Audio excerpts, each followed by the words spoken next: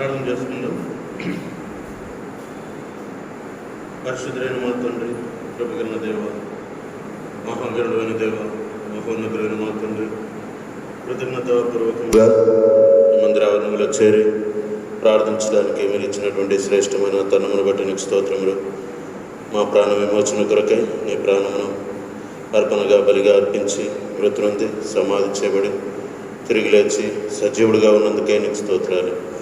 ప్రభా, నీ కార్యముల అద్భుతములు, నీ పరిపాలన తరతరములో నిలిచినది. నువ్వెంతైనా నమ్మదగిన వాడు ప్రభా, నీకు స్తోత్రాలు చెల్లిస్తున్నాం. దగ్గర మా ప్రభా, నీ విశ్వాస్యత ఆకాశమును అంటుచున్నందుకే నీకు స్తోత్రాలు. పాపులమును, అపరాధమును, దుష్టులమును, దూరస్థులమైన మమ్మను ప్రభా మీరు ఎంతగానో ప్రేమించారు. దేవా, నిజంగా నాయన ప్రభా, మమ్మల్ని వెతికి రక్షించడానికి కోసమై మిమ్మల్ని మీరు ఎంతగా త్యాగం చేసుకుని ఉన్నారు ప్రభా.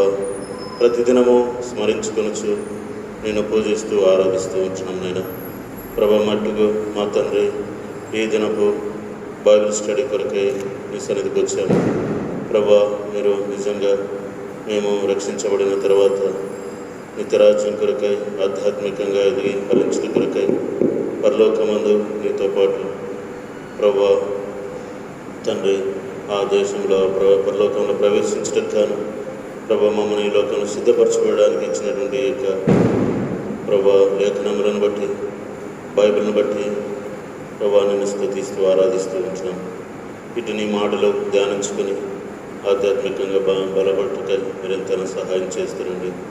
దగ్గర మా ప్రభా, నీ వాక్కు అది సజీవ వాక్యము, అది మా జీవితములకు, మా ప్రాణములకు ఉత్తేజపరిచినది, మా హృదయమును ఉల్లాసపరిచినది, మా ప్రాణమును ప్రభా ఉజ్జీవపరిచినది ప్రభా. అటుని పవిత్రమైన శ్రేష్టమైనటువంటి నీ మాటలు మా హృదయంలో ప్రభా నాటబడి ఫలించినట్లుగా సహాయం చేయండి. శత్రుబంధకం నుంచి తప్పించండి ప్రభా. మహాగణుడైన దేవ, శాశ్వతుడైన మా తండ్రి నీకు స్తోత్రములు. పాడే పాటలు ధ్యానించి లేఖన భాగములను మా కొరకు ఆశీర్వాదకరంగా చేయండి. రావాల్సిన ప్రజలను త్వరపెట్టి ప్రేరేపించి తీసుకురండి ప్రభా. అయ్యా, ఎవరినూ కూడా దేవా విడిచిపెట్టబడటం నీ ఉద్దేశం కాదు. అందరూ ఆధ్యాత్మికంగా వాక్యపు వెలుగులో ప్రభా క్రీస్తు మార్గంలో నడుచుకోవాలన్నది మీ కోరిక ప్రభా. దయ చూపించమని శాలెంలోని ప్రార్థనా మందిరమును, శాలెంలోని సంఘమును, సహవాసమును జ్ఞాపకం చేసుకునమని ప్రార్థన చేస్తూ ఉంటున్నాం. వందనములు, స్తోత్రములు చెల్లించుకొనొచ్చు. ఘనత, మహిమ, ప్రభావాలను మీకు ఆరోపించుకొనొచ్చు.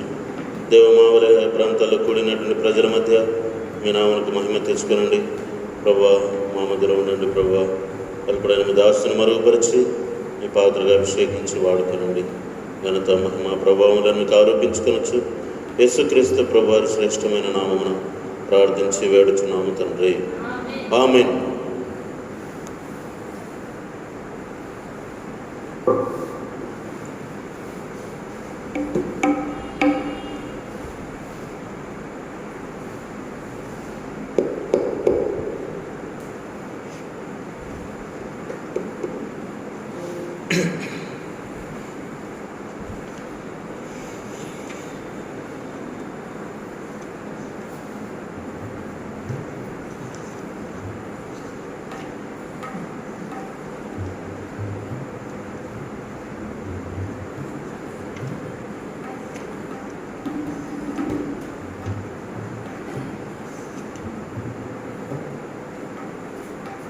పాట సంఖ్య 439 పాడుకుంటాం.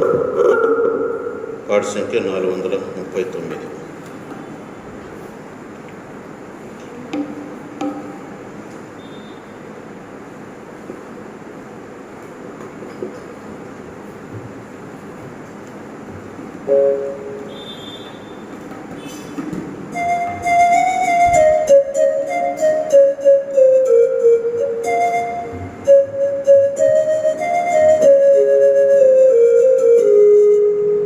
ప్రభు యేసు సంఘము నిర్మించుచుండ, ప్రభు యేసు సంఘము నిర్మించుచుండ, సర్వీ సతాను జయముందలేడు, సర్వీ సతాను జయముందలేడు.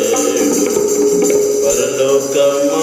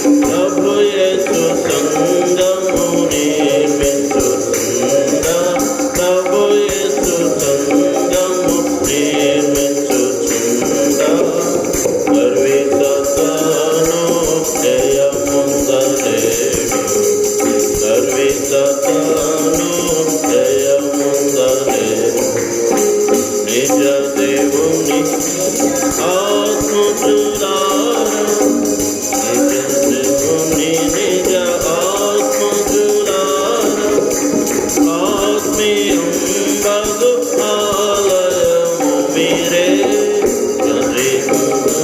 నిజ ఆత్మజులారా ఆత్మీయం బగు ఆలయము మీరే ఆత్మైక్యమును అనుసరించండి ఆత్మైక్యమును అనుసరించండి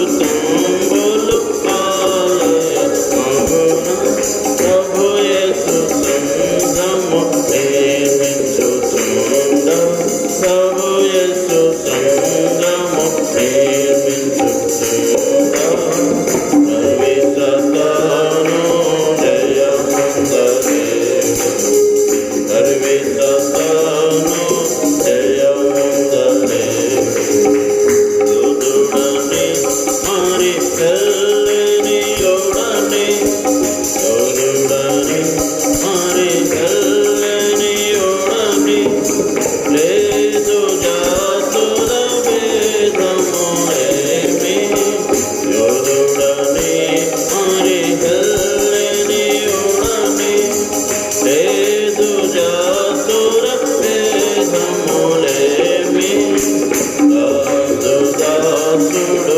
స్వాతంత్రుడని లేదు దాసుడు స్వాతంత్రుడని వేదముండదు స్త్రీ పురుషుడని ప్రభు యేసు సంఘము నిర్మించుచుండ ప్రభు యేసు సంఘము నిర్మించుచుండ సర్వసతాను జయముందలేడు సర్వసతాను జయముందలేడు నామమున లేనిది సంఘము నామమున లేనిది సంఘము నామమిచ్చిన వెన్నదగు కీడు నామమున లేనిది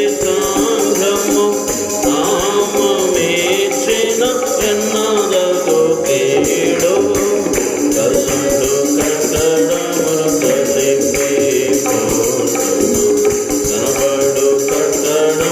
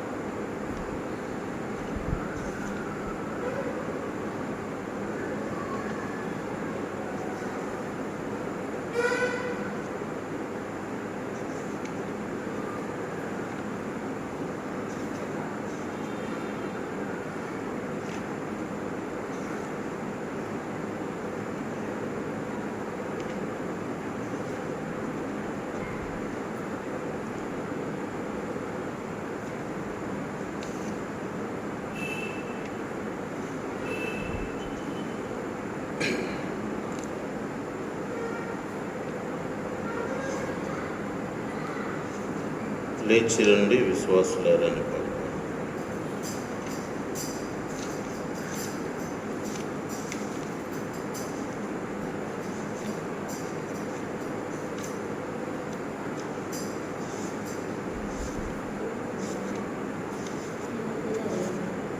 $502. 502.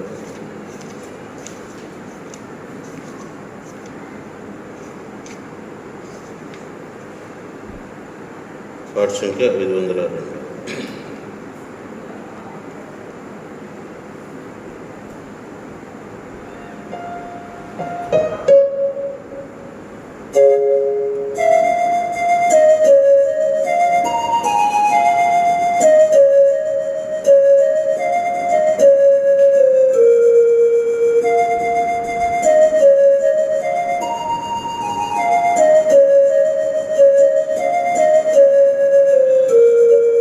లేచి రండి విశ్వాసులారా, యోర్దానదిని దాటెను. విడిచిపెట్టుడి మిస్రాయిము, సుఖ విలాస మాయను. విడిచిపెట్టుడి మిస్రాయిము, సుఖ విలాస మాయను. సందేహించాక శ్రేష్టమైన యేసుని వాగ్దానము. సందేహించాక శ్రేష్టమైన యేసుని వాగ్దానము. ముందంజ వేసి నిరాశ వీడి, ముందంజ వేసి నిరాశ వీడి, ప్రభుపై నమ్మిక ఉంచుడి, ప్రభుపై నమ్మిక ఉంచుడి. లేచి రండి విశ్వాసులారా, యోర్దానదిని దాటెను. విడిచిపెట్టుడి మిస్రాయిము, సుఖ విలాస మాయను. విడిచిపెట్టుడి మిస్రాయిము, సుఖ విలాస మాయను. యాత్రలో సముద్రము భాసించి, పర్వతము కంపించినను. యాత్రలో సముద్రము భాసించి, పర్వతము కంపించినను. సొదొమ వైపు తిరిగి చూడక, సొదొమ వైపు తిరిగి చూడక, వెల్లుడి సీయోను నారుడు, వెల్లుడి సీయోను నారుడు. లేచి రండి విశ్వాసులారా, యోర్దానదిని దాటెను. విడిచిపెట్టుడి మిస్రాయిము, సుఖ విలాస మాయను. విడిచిపెట్టుడి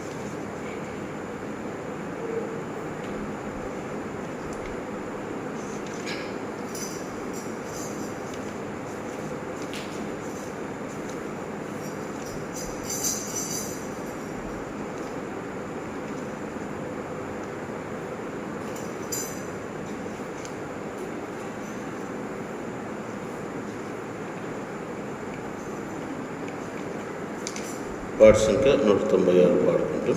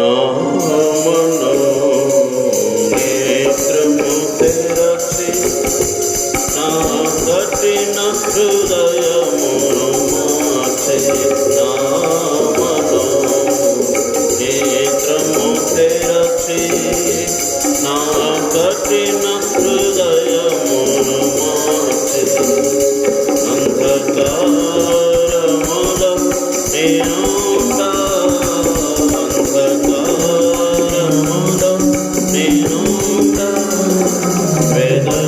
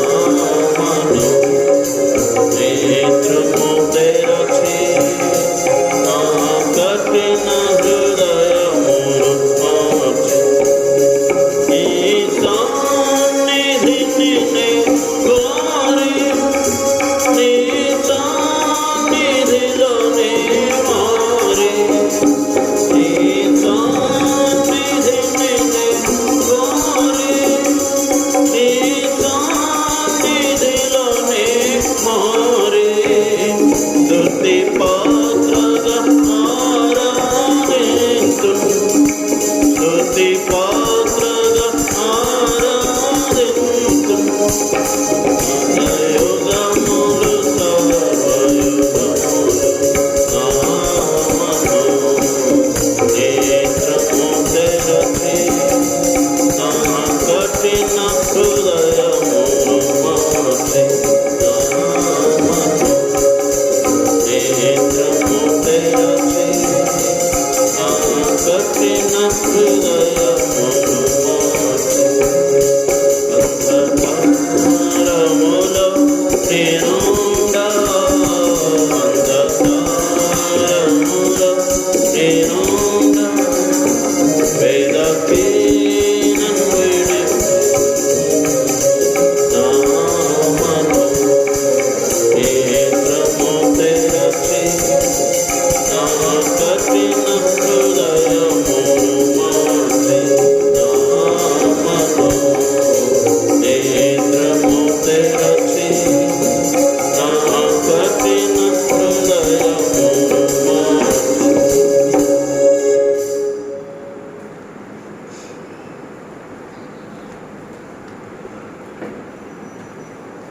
బైబిల్ పైకెత్తి బైబిల్ పల్లవి పాడుకుంటూ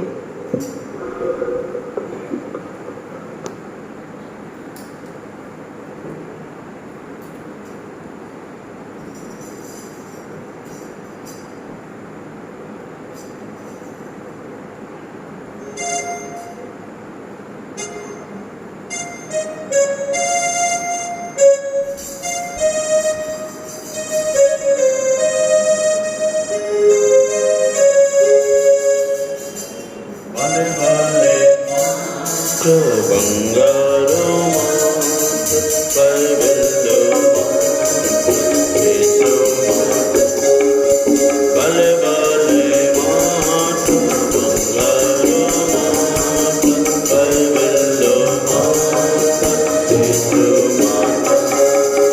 నా జీవితాన నీ జీవితాన మరువని మాట యేసు మాట నా జీవితాన నీ జీవితాన మరువని మాట యేసు మాట బలే బలే మాట బంగారు మాట బైబిల్లో మాట యేసు మాట బలే బలే మాట బంగారు మాట బైబిల్లో మాట యేసు మాట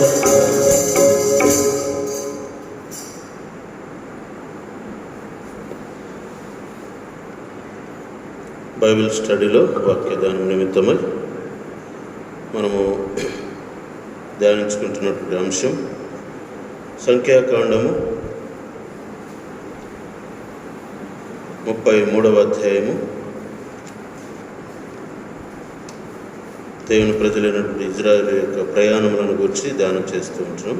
33వ అధ్యాయం. అందులో మనం 10వ వచనాన్ని ధ్యానం చేస్తుంటున్నాం. 10, 11, 12, 10, 11 చదువుదాం. 10వ వచనం, 11వ వచనం. సంఖ్యాకాండం 33వ అధ్యాయం. ఏలీములో నుండి వారు బయలుదేరి ఎర్ర సముద్రం వద్ద దిగిరి. ఎర్ర సముద్రం వద్ద నుండి బయలుదేరి సీను అరణ్యమందు దిగిరి. అలాగే నిర్గమాకాండం 15వ అధ్యాయం, 16వ అధ్యాయం. నిర్గమాకాండం 16 మొదటి 2 వచనాలను చదువుకుంటాం. తర్వాత ఇజ్రాయేలీల సమాజమంతయును ఏలీము నుండి ప్రయాణమైపోయి వారు ఐగుప్తు దేశంలో నుండి బయలుదేరిన 2వ నెల 15వ దినమున ఏలీమునకును సీనాయికిని మధ్యనున్న సీను అరణ్యమునకు వచ్చాయి. ఆ అరణ్యములో ఇజ్రాయేలీల సమాజమంతయు మోషే అహరోనుల మీద సనిగెను. చాలు, ప్రారంభం చేసుకుందాం.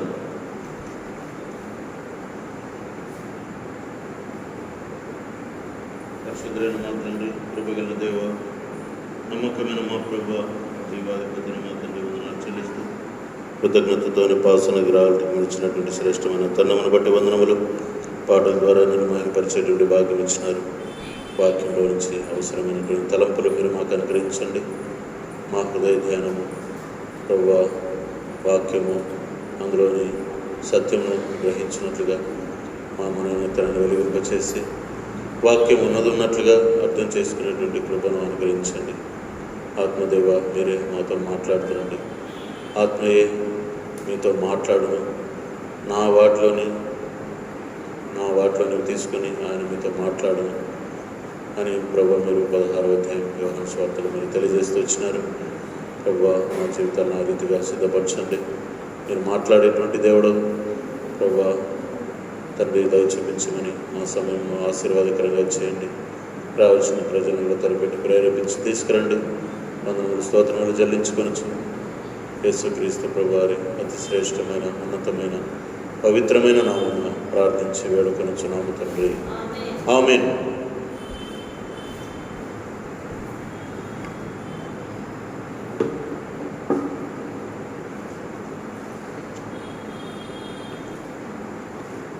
గత వారంలో మనము నిర్గమాకాండం 16వ అధ్యాయం 1వ వచనం, సంఖ్యాకాండం 33వ అధ్యాయం 9, 10, 11 వచనాలను అందులో రాయబడినటువంటి అంశం ఎర్ర సముద్రం నుండి వారు బయలుదేరి సీను అరణ్యమందు దిగిరి అనే మాట సీను అరణ్యమును గూర్చి ధ్యానం చేశాం. ఇజ్రాయెల్ ప్రజలు ఏలీము అనేటువంటి ప్రదేశంలో సమృద్ధిని అనుభవించారు. దేవుని యొక్క ప్రసన్నతను వారు పొందుకుంటూ వచ్చారు. దగ్గరగా ఉండేటువంటి దేవుని యొక్క కార్యములను గురించి ధ్యానం చేస్తూ వచ్చారు. ఏలీములో దేవుని యొక్క సమృద్ధి వారు అనుభవించినారు. ఆ తర్వాత వారు బయలుదేరి ఎర్ర సముద్రము దగ్గరకు అటు నుంచి సీను అరణ్యమునకు వచ్చారు. అరణ్యము అనేటువంటి ఆ పదమే వారు వెళ్ళబోతున్నటువంటి పరిస్థితులను గురించి మనకు అర్థమవునట్లుగా తెలియజేస్తుంది. అరణ్యంలో వాళ్ళు వెళుతూ వచ్చినప్పుడు ఎలాంటి కష్టమును, నష్టమును, బాధను వారు ఎదుర్కొనబోచు ఉన్నారో అన్న సత్యం మనకు అర్థమవుతుంది. గత వారము అరణ్యాన్ని గురించి ధ్యానం చేశాం. ఇంతకీ అరణ్యం అంటే ఏంటి, అరణ్యం యొక్క స్వభావం ఏంటి అన్న విషయాలను మనం ధ్యానం చేస్తూ వచ్చినాం. అరణ్యము, సీను అనే మాటకి అర్థము సిన్ఫుల్ అని, ముళ్ళు అని, లేదా బురద అని చెప్పుకుంటూ వచ్చాం. ఈ 3 విషయాల గురించి పోయిన వారం ధ్యానం చేశాం. సీను అరణ్యము ఈ లోకానికి సాదృశ్యంగా ఉంది. లోకము పాపం చేత నింపబడి ఉండే కారణం చేత లోకంలోని మనుషులందరూ కూడా పాపభరితులైపోతూ వచ్చారు. పాపాన్ని భరిస్తూ పాపం వలన వచ్చేటువంటి ఫలితానికి లోనవుతూ వచ్చారని గత వారం ధ్యానం చేస్తూ వచ్చారు. ఈ పాపము మనిషిని అవమానపరచడం మాత్రమే కాక దేవునికి దూరం చేస్తూ ఒంటరివాణ్ణి చేస్తూ ఉంది. ఒంటరితనం, ఎంతోమంది ఒంటరితనాన్ని అనుభవిస్తూ తమ ప్రాణాన్ని ముగించినట్లుగా మనం గత వారం చూస్తూ వచ్చాం.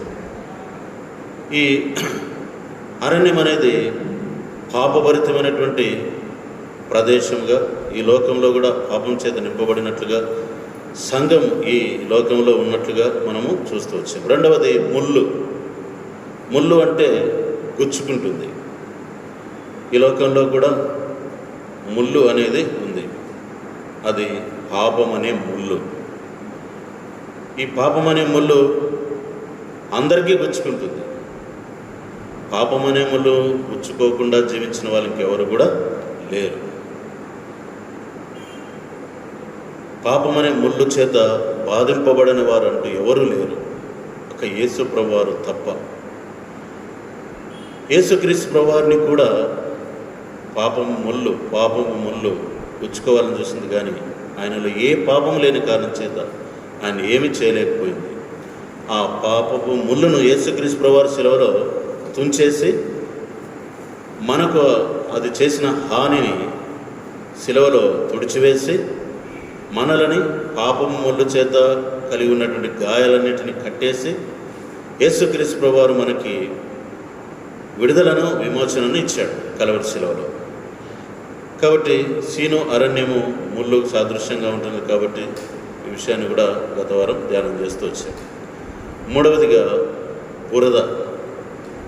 బురద అంటే చిక్కుబడిపోతుంది లేదా జారిపోతుంది. ఈ బురద లాంటి ఈ లోకంలో వచ్చినటువంటి ప్రతి మానవుడు కూడా చిక్కుబడిపోయి జారిపోతూ ఆ బురదను పోసుకొని చివరికి ఆ బురదలోనే మరణిస్తూ ఉన్నాడు. అందుకే భక్తుడైనటువంటి దావీదు, జిగటగల దొంగ వీపులో నుండి ఆయన నన్ను పైకి లేవనెత్తి బండ మీద నన్ను నిలవబెట్టును అని తన అనుభవాన్ని గూర్చి కీర్తన 40వ అధ్యాయంలో రాస్తూ ఉన్నాడు. ఇలాగ లోకంలోనికి వచ్చిన వాళ్ళందరూ కూడా సీను అరణ్యంలో ఉన్నటువంటి ఈ బురదకు లోబర్చబడినటువంటి వారే, బురదలో పడినటువంటి వారే, అలాంటి లోకమైనటువంటి ఆ బురదలో తమ ప్రాణాన్ని పోగొట్టుకున్నటువంటి వారే, మరణించిన వారే ఉంటూ వచ్చారు. అయితే మన ప్రభువైన యేసుక్రీస్తు వారు అటు లోకాన్ని, అరణ్యాన్ని జయించి తిరిగి లేచాడు, సజీవుడిగా ఉన్నాడు. ఈ విషయాన్ని కూడా మనము గత వారము ధ్యానం చేస్తూ వచ్చాం. విశ్వాసంగా ఈ అరణ్యం అనేటువంటి పరిస్థితుల నుంచి మనం జాగ్రత్తగా ఉండాలని తిమోతికి రాసిన మొదటి పత్రిక 2వ అధ్యాయము 4వ వచనంలో, 2 తిమోతి 2:4లోను, 2 పేతురు 2:20లోను మనం చూస్తూ వచ్చాం. మనం ఎంత జాగ్రత్తగా ఉండాలో. జాగ్రత్తగా లేకపోతే ఈ అరణ్యంలో మనం కూడా చిక్కుబడిపోయి పతనమయ్యే పరిస్థితి ఉంది. ఈ విషయాలను కూడా పోయిన వారం ధ్యానం చేశాం. తర్వాత భక్తుడైనటువంటి దావీదు అనేకమైనటువంటి అరణ్యాల ద్వారా వెళ్తూ వచ్చాడు. ఎన్ని అరణ్యాలు వెళ్తూ వచ్చాడు పోయిన వారం మనం చూసాం. దాదాపు 5-6 అరణ్యాల ద్వారా తిరుగులాడుతూ వచ్చాడు. అయితే ఆ అరణ్యంలో తాను వెళ్తూ వచ్చినప్పుడు ఆ భక్తుడైన దావీదు దేవునితో కలిగి ఉన్న సంబంధాన్ని బట్టి అరణ్యం తనని ఏం చేయలేకపోయింది. ఆ అరణ్యంలో తిరుగులాటను బట్టి దేవునికి ఇంకా దగ్గరవుతూ వచ్చాడు. అతడు పాటలు రాయగలిగాడు. తన అనుభవాన్ని దేవునితో ఉన్న తన అనుభవాన్ని పంచుకోగలిగాడు. విజయవంతమైనటువంటి జీవితాన్ని తాను జీవించగలిగాడు. శత్రువైనటువంటి సౌలు చేతనే మన్నన పొందగలుగుతూ వచ్చాడు.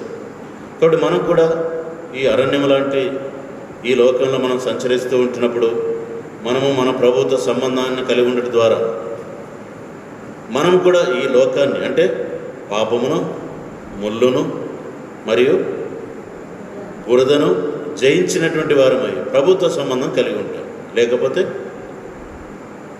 ఈ వీటికి లోనైపోయి చిక్కుబడిపోయి బయటికి రాలేక నా వల్ల కాదని చెప్పేసి అలాగే ప్రాణం విడిచే వారంగా ఉంటాం. ఇది మనం పోయిన వారం వరకు ధ్యానించాం.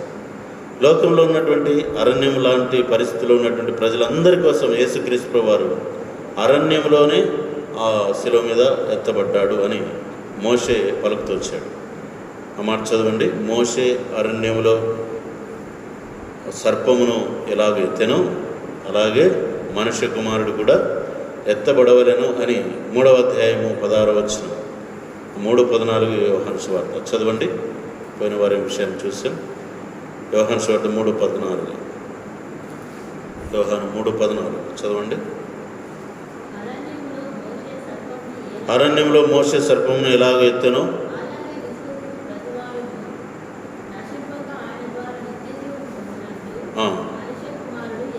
మనుష్య కుమారుడు ఎత్తబడవలెను. కాబట్టి అరణ్యంలో మోసే సర్పమును ఎలాగెత్తాడో అలాగే యేసుప్రభువు వారు కూడా ఎత్తబడవలెను.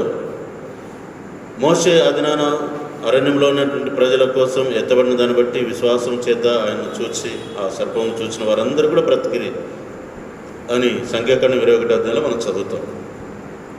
యేసుప్రభువు వారు కూడా లోకం అనేటువంటి ఈ అరణ్యంలో కొట్టుమిట్టాడచ్చు ప్రాణభయం చేత, మరణ భయం చేత దాస్యమునకు లోపరచబడినటువంటి మనుషులందరూ కూడా కొర ప్రాణంతో ఆయన వైపు చూడడానికి యేసు ప్రభువారు కూడా శిలువ మీద ఏం చేయబడ్డాడు? ఎత్తబడ్డాడు. చూసిన ప్రతి ఒక్కరు కూడా బ్రతికించబడుతూ ఉన్నారు. అరణ్యంలో మోసే సర్పంను ఎలాగెత్తనో మనుష్య కుమారుడు కూడా ఎత్తబడవలను. అరణ్యం లాంటి ఈ లోకంలో ఎత్తబడవలను. అందుకే యేసు ప్రభువారు భూమి మీద నుండి పైకి ఎత్తబడ్డాడు. మ్రాను మీద వ్రేలాడిన ప్రతి వాడును ఏమంట? శాపగ్రస్తుడు అంట. యేసు ప్రభువారు మన కోసం శాపగ్రస్తుడుగా చేయబడ్డాడు. మనం అందరం కూడా ఇలాంటి అరణ్యం లాంటి భయంకరమైన ఈ లోకంలోనే మనం తప్పించబడడానికి యేసుక్రీస్తు ప్రభువారు శిలువలో వ్రేలాడి మరణం పొంది సమాధిలో పెట్టబడి తిరిగి లేచాడు. మన అందరికీ ఆ శిలువలో విడుదల ఇచ్చాడు. విశ్వాసం ద్వారా దాన్ని మనం పొందుకున్నాం. కాబట్టి ఇప్పుడు మనం పైన అరణ్యం యొక్క ప్రభావం ఏమి ఉండకుండా జీవించడానికి మనం కూడా మన ప్రభుత్వ సత్సంబంధం కలిగి జీవించాలి. ఇదే మనము పోయిన వారం వరకు మనం చూస్తూ వచ్చాం. ఇంకొక అనుభవం సంఘం అనేటువంటి క్రీస్తు రక్తం చేత కొనబడి కడగబడి పవిత్రీకరించబడి ప్రత్యేకించబడినటువంటి సంఘం, జీవంగల దేవుని సంఘం. ఇటు సంఘము ఈ అరణ్యంలో ఎలాంటి స్థితిని కలిగి ఉండాలో మనం దేవుని వాక్యంలో చూడవచ్చు. పరమగీతముల గ్రంథం 8వ అధ్యాయం 5వ వచనం చదవండి. పరమగీతములు 8వ అధ్యాయం 5వ వచనం. 8:5 చదవండి.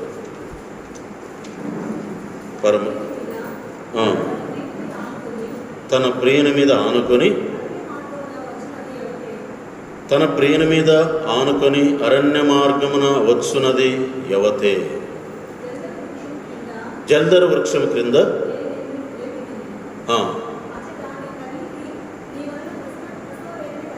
చాలు, ఈ మాట మనకు అవసరం. తన ప్రియుని మీద ఆనుకొని అరణ్య మార్గమున వచ్చున్నది యవతే. ఎవరీమె? సంఘం. ఈమె ఏ మార్గంలో రావాలి? ఖచ్చితంగా అరణ్య మార్గంలోనే రావాలి. అయితే ఒంటరిగా వస్తుందా? ఒంటరిగా వస్తే మా పరిస్థితి ఏంటి? ఈ అరణ్యములో సంఘం అనేటువంటి ఈమె ఖచ్చితంగా తన ప్రియుని మీద ఆనుకొని నడవాలి. నిజంగా సంఘము ఒంటరిగా ఉండకూడదు. దేవుని పిల్లలమైన మనం మన ప్రభు మీద ఆనుకొని ఈ లోకపు యాత్రలో ఎంత భద్రముగా జాగ్రత్తగా జీవించాలో ఈ మాట మనకు హెచ్చరికగా ఉంది. నేటి దినాల్లో సంఘం ఎవరి మీద ఆనుకుంటుంది? దేని మీద ఆనుకుంటుంది? ఒకవేళ ఇటువంటి సంఘము యేసుక్రీస్తు వారి యొక్క రక్తం చేత కొనబడి కడగబడి పవిత్రీకరించబడినటువంటి ఈ సంఘం తన కొరకు ప్రాణం పెట్టినటువంటి తన ప్రియుడైనటువంటి యేసుక్రీస్తు వారి మీద ఆనుకొనకుండా ఒకవేళ ఈ లోకం పైన ఆధారపడితే ఎంత భయంకరమో, లేక ఈ లోకంలో ఉన్నటువంటి ఐహిక విచారాల మీద ఆధారపడితే ఎంత నష్టమో, ఒకవేళ ఈ సంఘము తాను జీవనం చేయడానికి తాను విజయం పొందడానికి అధికారుల మీద ఆధారపడితే ఎంత నష్టమో, ఈ సంఘము ఈ విధంగా ప్రత్యేకించబడినటువంటి ఈ సంఘము డబ్బు మీద ఆధారపడితే ఎంత నష్టమో, డబ్బు మీద ఆనుకుంటే ఎంత ప్రమాదమో. కానీ ఈ సంఘము ఎవరి మీద ఆనుకోవాలి? తన ప్రియుని మీద ఆనుకొని అరణ్య మార్గంలో నడవాలి. అరణ్య మార్గంలో నడుస్తూ ఉన్నప్పుడు ఆ సంఘాన్ని అటాక్ చేయడానికి అనేకమైన దుష్ట శక్తులు దాని మీద పనిచేస్తాయి. క్రూర జంతువులు దాని మీద దాడి చేస్తాయి. చీకటి శక్తుల ప్రభావము ఆ సంఘం మీద విస్తారంగా ఉంటుంది. కానీ ప్రియుని మీద ఆనుకునిన దానిని బట్టి సంఘానికి ఏం కలుగుతుంది? విజయం అనేది లభిస్తుంది. అందుకే దైవజనుడు భక్సింగ్ గారు కాలంలో ప్రారంభ దినాల్లో తను ప్రార్థన చేసేవాడు అన్నమాట. ప్రార్థన చేసి కాన్వికేషన్ కలిగి ఉండేవాడంట. ప్రారంభ దినాల్లో మాకు చెప్పబడినటువంటి విషయాన్ని బట్టి చూస్తే 19 దినాలు కాన్వికేషన్, ఏవో కొన్ని రూపాయలు మాత్రమే ఉండేవాడు. ప్రార్థన చేసేవాడు, కాన్వికేషన్ అరేంజ్ చేసేవాడు. తనతోటి పాటు ఉన్నటువంటి దైవజనులు బ్రదర్ మనకేం లేదు కదా, ప్రభు ఇస్తాడు, ప్రభు పెట్టమన్నాడు, పెడదాం. అయితే ఆ 19 దినాల్లో అప్పటికప్పుడు దేవుడు సహాయం చేస్తూ వచ్చేవాడు.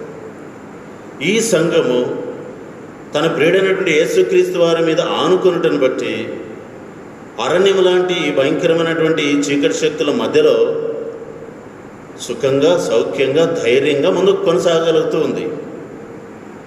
దైవజనుడి భక్సింగ్ గారు ఒకవేళ డబ్బు మీద ఆనుకొని ఉన్నట్లయితే ఆ విధంగా చేయగలిగేవాడా? మనకింత డబ్బు ఉంది, మనం ఈ పని చేయగలం అని అనుకొని ఉన్నట్లయితే ఆ విధంగా కార్యం చేయగలిగేవాడా? దైవజనుడు విశ్వాసం ద్వారా ఎవరి మీద అనుకున్నాడు? ప్రభువు మీద. విశ్వాసం చేత దేవుని మీద ఆనుకొని, ప్రభువైన యేసుక్రీస్తు వారి మీద ఆనుకొని మనము ముందుకు కొనసాగవలెను అన్నది వాక్యం చెప్పేటువంటి మాట. నేటి దినాల్లో అనేక సంఘములు లేక విశ్వాసులు ఆధ్యాత్మిక సంబంధమైనటువంటి రమ్యతను కోల్పోయిన వారై ఇహ సంబంధమైనటువంటి వాటి మీద ఆనుకొనొచ్చు, మనం ఇది చేస్తాం, అది చేస్తాం, అలా చేద్దాం అంటున్నారు. కానీ ఆ విధమైన రమ్యత లేదనమాట. ఎందుకంటే ఆనుకోవాల్సింది ఎవరి మీద ఆనుకోవాలి? తన ప్రియుని మీద ఆనుకొని అరణ్య మార్గమున వచ్చుచున్నది ఈమె యవతే. కాబట్టి సంఘము ప్రభు మీద ఆనుకోవాలి. చాలా సంఘాల్లో ఆ విధంగా కనబడుతుంది. ప్రభు మీద ఆనుకోవడం లేదన్నమాట. మనం కూడా అరణ్యంలోని సంఘాన్ని గురించి మనం చూస్తాం. ఏ సంఘం అండి? అరణ్యంలోని సంఘం. ఈ అరణ్యంలోని సంఘం, ఆ సంఘాన్ని గురించి దైవజనుడి స్టెఫెన్ గారు 7వ అధ్యాయము 38వ వచనంలో అపోస్తల కార్యంలో అంటున్నాడు. చూడండి, అరణ్యంలోని సంఘము అని పేరు పెడతా ఉన్నాడు. అపోస్తలుల కార్యములు 7వ అధ్యాయం 38వ వచనం.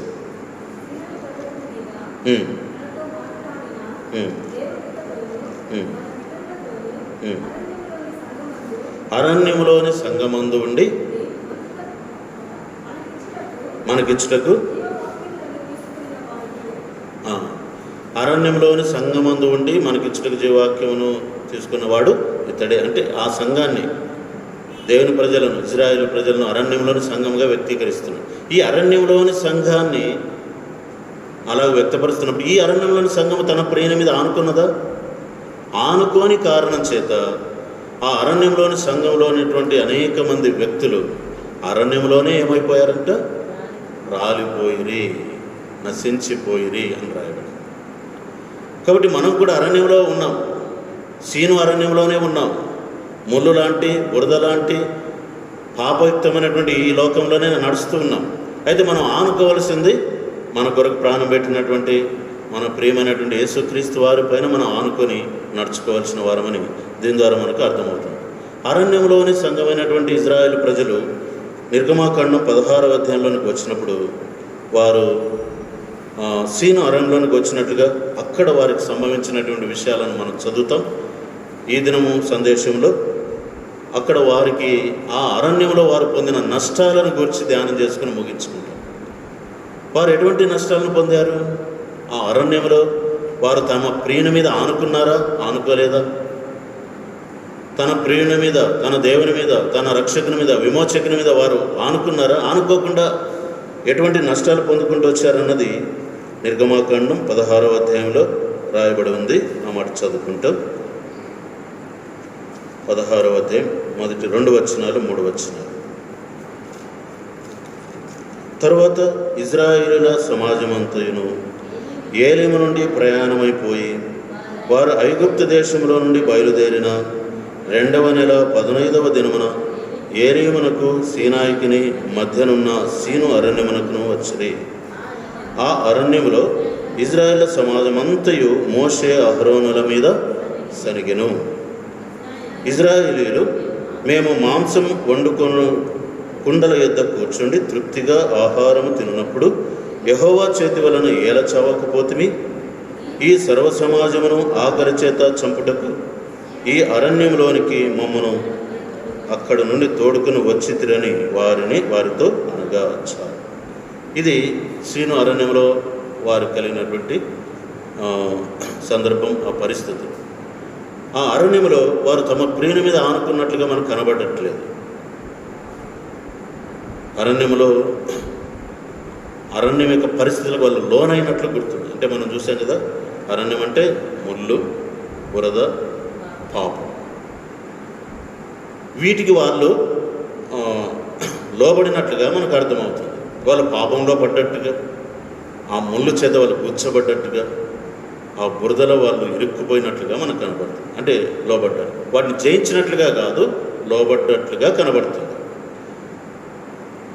ఇక్కడ మనకు చదువుకున్నటువంటి భాగంలో చూస్తే మోషే అహరోనుల మీద వాళ్ళు సనిగిరి అనేటువంటి మాట కింద ఇంకేం మనకు కనబడుతుందంటే, మొట్టమొదటిగా అవిశ్వాసము అనేది కనబడుతుంది. ఏం కనబడుతుందండి? అవిశ్వాసం. ఇజ్రాయేల్ ప్రజల్లో అరణ్యంలోనికి వచ్చేసరికి వారిలో మనకు కనబడుతున్నది ఏంటంటే అవిశ్వాసం. దేవుడు వీటిని చేయగలడా? దేవుడు అనుగ్రహించగలడా? చూడండి, అరణ్యానికి వచ్చేసరికి అరణ్యంలో ఏమి కనబడట్లేదు వాళ్ళకి. వాళ్ళు మాత్రం కనబడుతున్నారు, తినడానికి మాంసము కానీ ఆహారం కానీ కనబడట్లేదు.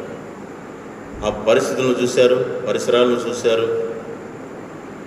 ఆ పరిసరాలు అన్నీ కూడా వాళ్ళ హృదయంలో ఇదివరకు విన్నటువంటి దైవికమైనటువంటి మాటలని, దేవుని యొక్క హెచ్చరికలన్నీ కూడా ఎవాపరేట్ చేశాయి. అంటే ఆవిరి చేసేసి ఏమీ లేదు వాళ్ళలో. శక్తి లేదు, బలం లేదు, ఆత్మీయ పరిజ్ఞానం లేదు. వారు పూర్తిగా కేవలం ఏమైపోయారు?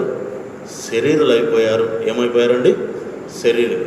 అందుకే 78:39 చూస్తాము, దేవుడు అన్నాడు, వారు కేవలం శరీరులు అనుకొని అనే మాట అక్కడ రాయబడింది. వారు కేవలం ఏమైపోయారంటే శరీరులు. ఆత్మ అనేటువంటి శక్తి వాళ్ళలో లేదు.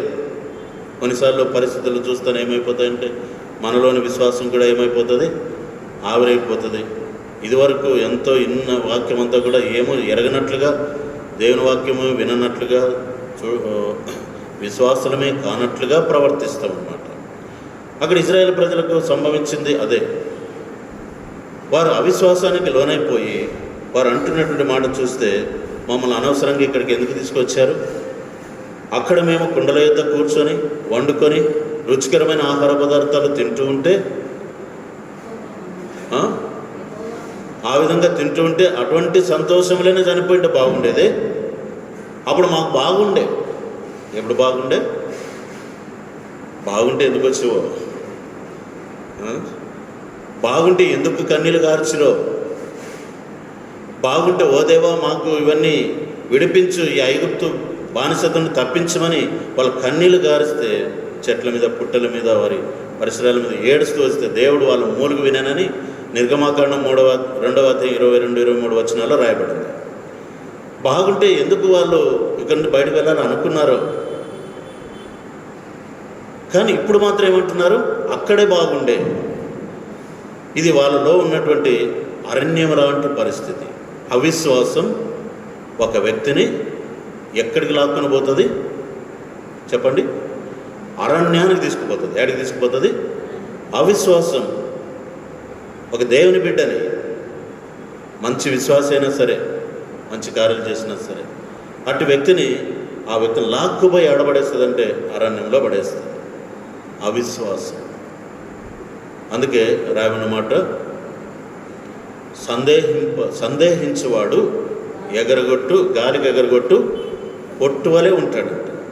యాకోబు పత్రిక 1:4-5 వచనాలు చదవండి. యాకోబు 1:4-5 వచనాలు.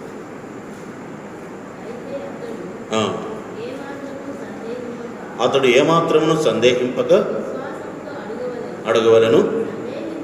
సందేహించువాడు గాలి చేత రేపబడి ఎగిరిపడు సముద్ర తరంగములను పోలి ఎగిరిపడతాడంట. అంటే మనలో ఉన్న అవిశ్వాసం, సందేహం, అనుమానం అనేది ఎగిరిపడి ఒగుడాకు వల్ల తీసుకుపోయి ఆడబడుతుంది, గాలికి పోయి అరణ్యంలో పడేస్తుంది. కాబట్టి ఒక విశ్వాసిని అవిశ్వాసం లేక అనుమానం, సందేహం అనేది లాక్కుపోయి ఆడబడేస్తుంది. ఇజ్రాయెల్ ప్రజలు కూడా ఆ విధంగా వారు పడిపోయారు, అరణ్యంలో పడిపోయారు, చిక్కుపడిపోయారు. అందుకే కీర్తన గ్రంథం 78వ అధ్యాయం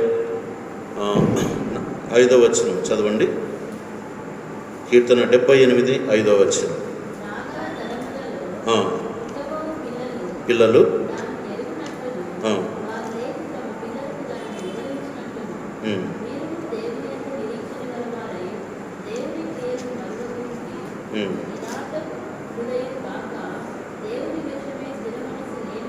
స్థిర మనసు లేని వారై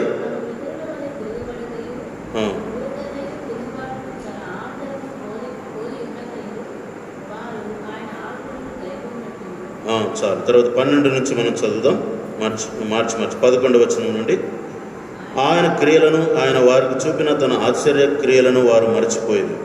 ఐగుప్తు దేశంలోని సోయను క్షేత్రమందు వారి పితరులు చూచుండగా ఆయన ఆశ్చర్య కార్యములను చేశారు. ఆయన సముద్రమును పాయలుగా చేసి వారిని అద్దరికి నడిపించారు. ఆయన వాటిని రాశిగా నిలిపారు. పగటి వేళ మేఘంలో నుండి, రాత్రి అంతయు అగ్ని ప్రకాశంలో నుండి ఆయన వారికి త్రోవ చూపెను. 17 అందరం చదువుదాం. అయినను వారు ఆయనకు విరోధముగా ఇంకను పాపం చేయుచునే వచ్చింది. అడవిలో మహోన్నతుని మీద తిరుగుబడిరి. 18 వారు తమ ఆశ కొలది ఆహారం అడుగుచు తమ హృదయములలో దేవునిని శోధించిరి. ఈ అరణ్యంలో దేవుడు భోజనము సిద్ధపరచగలడా అనొచ్చు వారు దేవునికి విరోధంగా మాట్లాడిరి. ఆయన బండను కొట్టగా నీరు ఉబికెను, నీళ్లు కాలువలై పారెను. ఆయన ఆహారం ఇయ్యగలడా, ఆయన తన ప్రజలకు మాంసం సిద్ధపరచగలడా అని వారు చెప్పుకుని గలడా, చేయగలడా? అనుమానం అనేది ఇస్తాడా, ఇవ్వడా, అవుతుందా అంటే వారిలో ఉన్నటువంటి అపనమ్మకం అనేది దేవుని యొక్క శక్తిని శంకిస్తుంది, దేవుణ్ణి శంకిస్తుంది, దేవుని మహాత్మ్యమును అనుమానపరుస్తుంది. ఇంకా మనం జ్ఞాపకం చేసుకుంటే దేవుని యొక్క ఉనికిని కూడా ప్రశ్నార్థకంగా భావిస్తుంది. అసలు దేవుడే ఉన్నాడా అన్నట్లుగా అనిపిస్తుంది. ఆ విధంగా చేసేదే అవిశ్వాసం, సందేహం. అందుకే సందేహించేవాడు ఎగరగొట్టు కొట్టువలే ఉండునని యాకోబు రాస్తూ ఉన్నాడు. ఈ విధంగా వీరు ఎగరగొట్టబడిన వారై అరణ్యంలో పడిపోయి చిక్కుపడిపోయి బయటకు రాలేని స్థితిలో అక్కడే నశించిపోయి అరణ్యము వారిని కప్పివేసిన అని మనం గత వారం మనం చదువుతూ వచ్చాము. 3వ అధ్యాయం 14వ వచనంలో నిర్గమాకాండంలో మనం చదువుతూ వచ్చాం. 14వ అధ్యాయం 3వ వచనం. సరే, ఈ అరణ్యం అనేది ఇజ్రాయేల్ ప్రజలకు మొట్టమొదటిగా అవిశ్వాసాన్ని తీసుకొచ్చింది. ఈ అవిశ్వాసం మనము ఏమేం చేస్తాం, కొన్ని రెఫరెన్స్ చూద్దాం. మత్తయి సువార్త 13వ అధ్యాయం 58వ వచనం చదవండి. మత్తయి సువార్త 13:58. అలాగే మార్క్స్ సువార్త 5వ అధ్యాయం 6వ వచనం చదవండి. వారి అవిశ్వాసమును బట్టి ఆయన అక్కడ అనేకమైనటువంటి ఆశ్చర్యకార్యములు చేయలేదు. తర్వాత మార్క్స్ వార్త 6వ అధ్యాయం 5వ వచనం అందరం చదువుదాం. అందువలన కొద్దిమంది రోగుల మీద చేతులుంచి వారిని స్వస్థపరచడం తప్ప మరి ఏ అద్భుతమును ఆయన అక్కడ చేయజాలకపోయింది. ఆయన వారి అవిశ్వాసమునకు ఆశ్చర్యపడను. అవిశ్వాసము అనేది దేవుని ప్రశ్నిస్తుంది కాబట్టి ఏ కార్యం చేయలేడు. తర్వాత రోమీలకు రాసిన పత్రిక 4వ అధ్యాయం 20 వచనం చదవండి. రోమా 4:20. రోమీలకు రాసిన పత్రిక 4వ అధ్యాయము. అవిశ్వాసము వలన సందేహింపక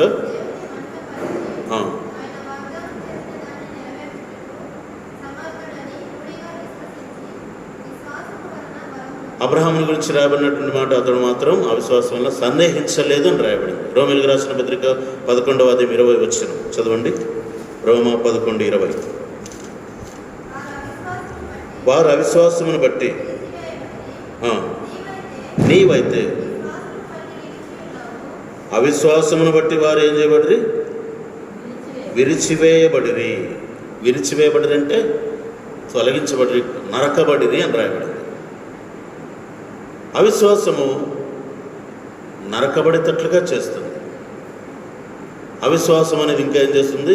దేవుని యొక్క శక్తిని ప్రశ్నిస్తుంది. 2 రాజులు 7:2 2 రాజులు 7:2 చదవండి. 2 రాజులు 7:2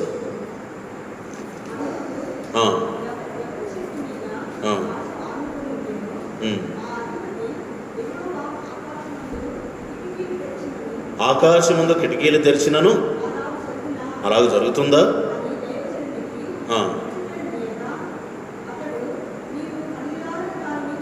నువ్వు కనులారా దాన్ని చూసేదావు కానీ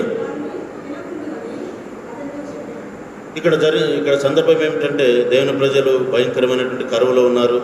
ఎలీషా ప్రవక్త కాలంలో ఎలీషా ప్రవక్త ప్రకటించాడు రాజు దగ్గరికి వచ్చి, రేపటి దినం ఈ టయానికి సమృద్ధి అయినటువంటి ఆహారం వస్తుంది, ఇంతకింత అమ్మబడతాయని అక్కడ రాయబడుతూ వచ్చింది. ఆ మాట విన్నటువంటి రాజు యొక్క ప్రక్కన ఆనుకున్నటువంటి అధిపతి, రాజును చూసుకునేటువంటి అధిపతి, దేవుడు ఆకాశం నుండి తలుపులు తెరిచినా కూడా జరుగుతుందా అని తనలో ఉన్నటువంటి అనుమానాన్ని వ్యక్తం చేశాడు. అప్పుడు ప్రవక్త ఏమన్నాడు? నీవు కళ్ళతో చూస్తావే కానీ తినవు. అవిశ్వాసము, ఒక వ్యక్తిలో ఉన్నటువంటి అవిశ్వాసం దేవుని యొక్క శక్తిని ఏం చేస్తుంది? శంకిస్తుంది, అనుమానిస్తుంది. అది జరిగింది. మరుసటి దినానికి సమృద్ధి అయినటువంటి ఆహారం వారు చూసేసరికి గుంపులుగా ఒకరి మీద ఒకరు పడ్డారు, తొక్కుకున్నారు. ఆ తొక్కుబాటుల్లో ఈ అధిపతి కూడా తొక్కుబడి చచ్చిపోయాడు. ఇది చరిత్రలో మనం చూస్తాం. మొట్టమొదటిగా అరణ్యంలో ఇజ్రాయేల్ ప్రజలు అరణ్యంలోకి వచ్చినప్పుడు వాళ్ళు పొందినటువంటి నష్టం ఏంటంటే అవిశ్వాసం. రెండవది సనుగు. ఈ మాట చూద్దామండి. ఏం చేశారంటే వాళ్ళలో ఏం కనబడింది? సనుగు. సీను అరణ్యంలో ఇజ్రాయేల్ ప్రజలకు బాధ పెట్టినటువంటి లేదా వారిని నాశనం చేసినటువంటి ముళ్ళు ఏంటంటే సనుగు అనేటువంటి ముళ్ళు. చూడండి 2వ వచనం చదవండి. 16:2.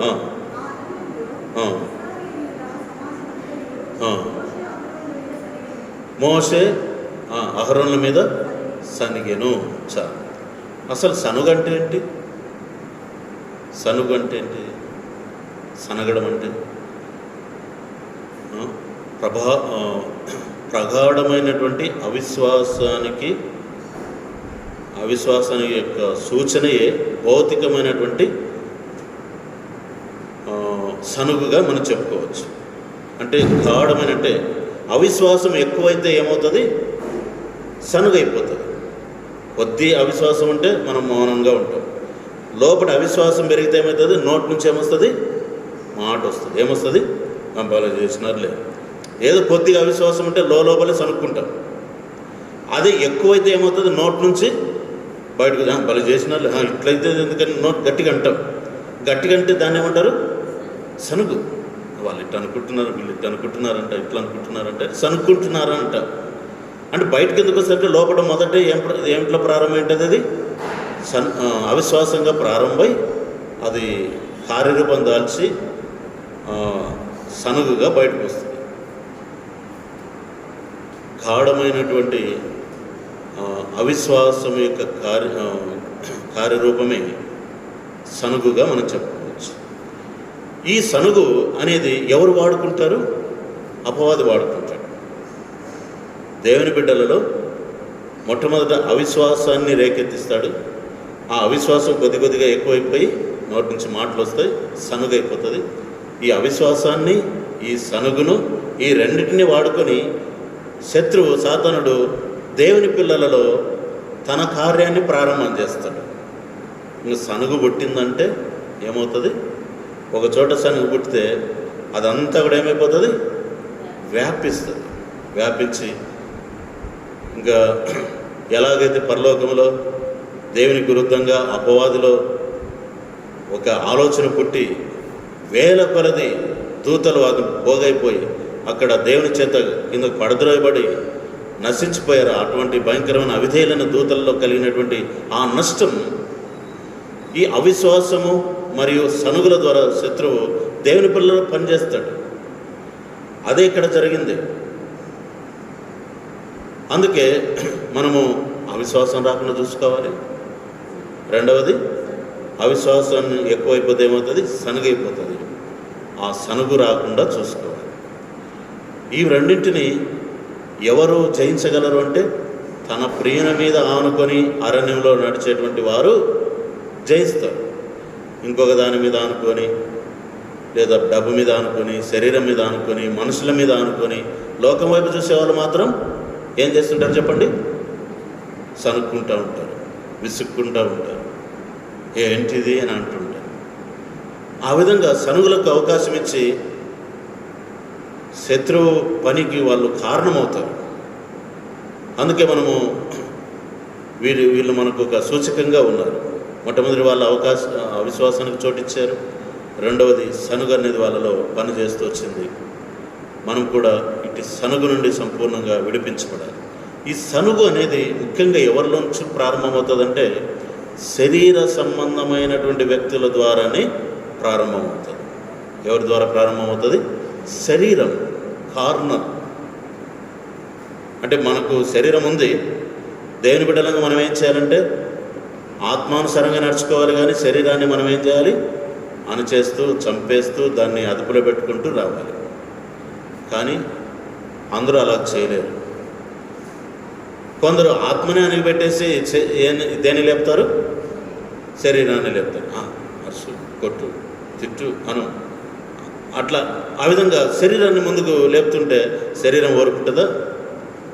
నేనున్నా చూడు, నన్ను చూడు, నా అందాన్ని చూడు అన్నట్లు శరీరం ముందుకు వస్తూ, ఆ విధంగా దేవుని పిల్లలలో కార్నాలిటీ అనేది రావడానికి శత్రువు శరీరాన్ని ఉపయోగించారు. శరీర సంబంధులు ఆ విధంగా సనుక్కోవడానికి అవకాశం ఇస్తారు. అందుకే ఇజ్రాయెల్ ప్రజల్లో మిశ్రిత జనాంగం ఉండేవాళ్ళు. ఎవరు ఉండేవాళ్ళు? మిశ్రిత జనం, ఐగుప్తీలు ఉండేవాళ్ళు.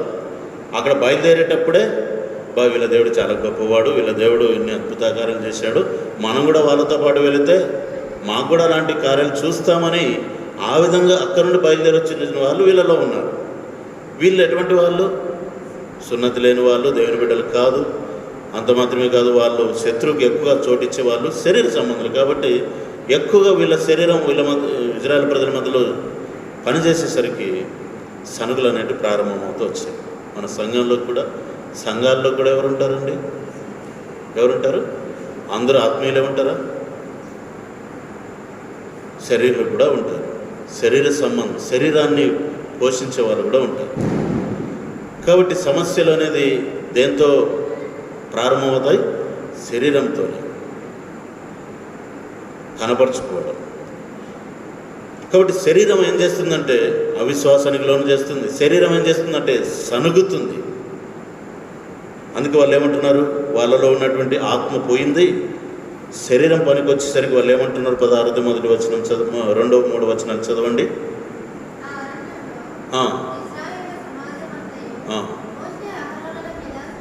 మోసే అహరోను మీద సనిగా. అప్పుడేమో బయలుదేరినప్పుడు మా మోసే గొప్పవాడండి, మా అహరోను గొప్పవాడండి, మా మధ్యలో ఎన్నో గొప్ప కార్యాలు చేశారండి, చూడండి 10 అద్భుతాలు చేశారండి, ఐగుప్తులో ఉన్నటువంటి ఫరోను ఓడించారండి అని చెప్పేసి ఈ నోర్లే ఎవరిని కనపరిచే? మోసేని, అహరోను. చూడు మోసే అహరోనులు ఎంత గొప్పవాళ్ళండి, వాళ్ళు పట్టుకుంటే కర్ర ఏమైపోయింది? పాము అయిపోయింది. మళ్ళీ పామును మళ్ళీ పట్టుకుంటే కర్ర అయిపోయింది. మా మోసే ఎంత గొప్పవాడు, మా అహరోను ఎంత గొప్పవాడు, ఆ నోర్లే పోగడే. ఏం పని చేసింది? కానీ ఇక్కడికి వచ్చేసరికి ఏం పని చేసింది? శరీరం పనిచేసేసరికి మోసే, అహరోన్, మీరు అనవసరంగా తప్పు చేశారయ్యా, మిమ్మల్ని నమ్ముకొని వచ్చాం, మేము ఆ కొండల యొద్ద ఆ వండుకున్నది తింటూ ఉంటే అక్కడ బాగా సంతోషంగా ఉన్నింది, ఆ చర్య బాగుండింది, ఆ ఐగుప్తు చర్య బాగుండింది అన్నట్లుగా రివర్స్ మాట్లాడుతున్నారు. అప్పుడు మోసే అహరోనులు ఏమని ఉండాలి? ఎందుకు వచ్చినారు మరి? బాగుంటే అప్పుడే ఉండాల్సిందే, అక్కడ ఎందుకు వచ్చారు అని అంటారేమో. అందుకే అన్నారు కింద కూడా ఆ మాటలు మనం చదువుతూ వస్తే, మీరు తెచ్చింది మేము కాదు, తెచ్చింది యెహోవా తెచ్చాడు అని ఇప్పుడు నిరూపించుకుంటాడు. పూరేళ్ళు మీకు ఆహారంగా వస్తాయి, ఉదయకాలమే మీకు మన్నా కురిపించబడుతుంది. చూడండి, దీన్ని చూసి మేము తెచ్చినామని కాదు, దేవుడే తెచ్చాడని తెలుసుకోండి అని మోసే అహరోనులు అన్నారు. కాబట్టి ఇప్పుడు ఎప్పుడైతే దేవుని ప్రజల్లో శరీరం పనిచేస్తూ వచ్చిందో వెంటనే వాళ్ళు మోసే అహరోనులకు విరుద్ధంగా సనగడం ప్రారంభించారు. తర్వాత అక్కడికే వెళ్తే బాగుంటుందని అనుకున్నారు, అక్కడ చచ్చింటే బాగుంటుంది అనుకున్నారు. ఇదంతా శరీర స్వభావమే కదా. మనకు బాగున్నప్పుడు ఇంకా బతకాలనిపిస్తుంది, ఏదైనా జరగకపోతే సస్తే బాగుంటుంది అనిపిస్తుంది, బాగలేకపోతే ఏమనిపిస్తుంది కొంతమంది చెప్పండి, ఏమంటారు? అంటేనే ఏమంటారు? చచ్చిపోతే బాగుంటుంది బ్రదర్, తొందరగా దేవుడు ఆత్మ తీసుకుంటే బాగుంటుంది అని అంటారు. అంత కష్టమా? అంటే శరీరం ఇది, దేవుడు తొందరగా తీసుకుంటే బాగుంటుంది, తొందరగా పోతే బాగుంటుంది, ఆత్మహత్య చేసుకొని చచ్చిపోతే బాగుంటుంది. ఇవన్నీ కూడా శరీర తలంపులు. మనల్ని ఈ విధంగా శత్రువు శోధిస్తూ ఉన్నాడు. కాబట్టి దేవుని పిల్లలుగా అరణ్యంలో ఉన్నామని గుర్తుపెట్టుకొని ఈ అవిశ్వాసానికి చోటివ్వకుండా, సనుగుకు చోటివ్వకుండా మనం జాగ్రత్త పడాలి. మొట్టమొదటి ఇన్సిడెంట్ నిర్గమాకాండ 16వ అధ్యాయంలో మనము వాళ్ళు ఎంతగా శరీరానికి లోనైపోయి తాము శరీరము నిరూపించుకొని ఐగుప్తుకు పోగొరుతూ వచ్చారు, మోసే అహరోనులను సనిగి దేవుణ్ణి నిందిస్తూ వచ్చారు, మనం చూస్తూ వచ్చాము. ఇది వాళ్ళ నష్టానికి దారితీసింది. రెండవ ఇన్సిడెంట్ సంఖ్యాకాండం 14వ అధ్యాయంలో మనం చూస్తూ వస్తే మొదటి 2-3 వచనాలు చదవండి. సంఖ్యాకాండం 14వ అధ్యాయం మొదటి 2-3 వచనాలు. అక్కడ వారు కూడా సనుగుతున్నారు. దేనికి సనుగి ఏం చేస్తున్నారు? ఏమని అంటున్నారు? చదవండి. కేకులు వేసాను,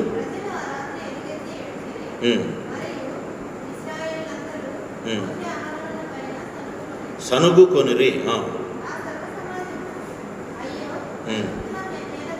ఆ సర్వ సమాజము ఏమనుకుంటున్నారంట? సనుక్కున్నారు. ఆ సనుగుల్లో ఏమేమి వచ్చినాయి? అయ్యో ఇక్కడికి ఎందుకు వస్తే మేము ఐగుప్తులోనే మేము ఎలా చావలేదు, ఈ అరణ్యమందు మేమేలా చావలేదు, మేము కత్తివాత పడినట్లు. ఎందుకు తీసుకొచ్చినాడు ఆయన?